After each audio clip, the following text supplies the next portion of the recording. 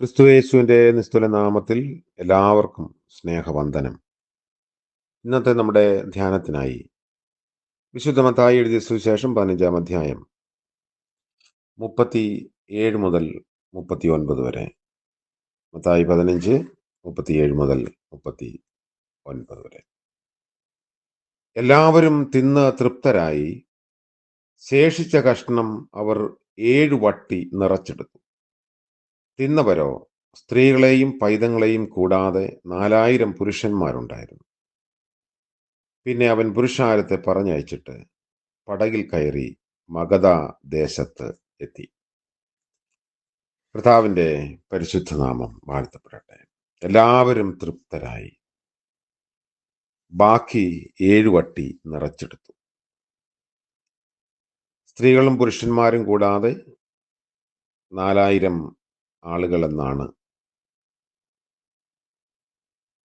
പൈതങ്ങളെയും സ്ത്രീകളെയും കൂടാതെ 4000 പുരുഷന്മാർ. 4000 പുരുഷന്മാരെന്ന് പറഞ്ഞാൽ അത്രയും തന്നെ സ്ത്രീകളും ഉണ്ടാവും. കുട്ടികൾ, പ്രായപൂർത്തിയാകാത്ത കുഞ്ഞുങ്ങൾ, 12 വയസ്സിന് താഴെയുള്ളവർ അവരുടെ എണ്ണത്തിൽ ഉൾപ്പെടുന്നില്ല. അപ്പോൾ ഒരു സംഖ്യാശാസ്ത്രപരമായി 4000 പുരുഷന്മാർക്ക് 4000 ആളുകൾ, ഭാര്യമാർ, 8000 കുഞ്ഞുങ്ങൾ, 2 കുട്ടികൾ വീതമുണ്ടെങ്കിലും 16,000 ആളുകൾ. എത്ര ആളുകൾ ഉണ്ടായിരുന്നു എന്നതല്ല, പിന്നെയോ കർത്താവിൻ്റെ സന്നിധിയിൽ വന്ന് എല്ലാവരെയും തൃപ്തിപ്പെടുത്താൻ ദൈവം സന്നദ്ധമാണ്. എല്ലാവരെയും തൃപ്തിപ്പെടുത്തി ശേഷിച്ചവ ചേർത്ത് വെച്ചു. പിന്നീട് മഗധ ദേശത്തേക്ക് പോയി. 5000 പേരെ പോഷിപ്പിച്ച സംഭവത്തിൽ നമ്മൾ ഓർക്കുന്നത് പോലെ ആത്മീയ മരുഭൂമിയാകുന്ന ഈ ലോകത്തിൽ ക്രിസ്തു നമുക്കാവശ്യമുള്ള ജീവന്റെ അപ്പമാണ്. ശിഷ്യന്മാർ ജീവന്റെ അപ്പം ഏറ്റുവാങ്ങി പുരുഷാരത്തിനും വിളമ്പണം. ഈ ലോകത്തിൽ തനിക്കുള്ളവരുടെ ശുശ്രൂഷയൊക്കെ അതാണ്. 7 എന്നിവിടെ പറയുമ്പോൾ അതൊരു പൂർണ്ണതയെ കാണിക്കുന്നു. അത് വിഭജിക്കാൻ പാടില്ലാത്ത സംഖ്യയാണ്. ദൈവം 7-ാം ദിവസം സ്വസ്ഥനായിരുന്നു. വെളിപ്പാട് പുസ്തകത്തിൽ 7 സഭയെക്കുറിച്ച് നമ്മൾ വായിക്കുന്നു. 7 ആത്മാക്കൾ, 7 നിലവിളക്കുകൾ, 7 നക്ഷത്രങ്ങൾ, 7 മുദ്രകൾ, 7 കൊമ്പുകൾ, 7 കണ്ണുകൾ, 7 ദൂതന്മാർ, 7 കാഹളങ്ങൾ, അങ്ങനെ 7ന്റെ ഒരുപാട് കാര്യങ്ങളെ പുതിയ നിയമത്തിലും പഴയ നിയമത്തിലും ഒക്കെ നമ്മൾ വായിക്കുന്നു. അപ്പോൾ ഒരു പൂർണ്ണതയെ സൂചിപ്പിക്കുന്നതാണ് 7. ഈ യുഗത്തിലുള്ള മാനുഷിക ആവശ്യങ്ങൾ നിറവേറ്റുന്നത് ക്രിസ്തുവാണ്. സഹസ്രാബ്ദത്തിലും മനുഷ്യന്റെ ആവശ്യങ്ങൾ യേശു ക്രിസ്തു നിറവേറ്റും. എക്കാലത്തും അപ്രകാരം തന്നെയാണ്. ശേഷിച്ച 7 വട്ടിയുടെ അടയാളം അതാണ് നമ്മെ ഓർമ്മിപ്പിക്കുന്നത്.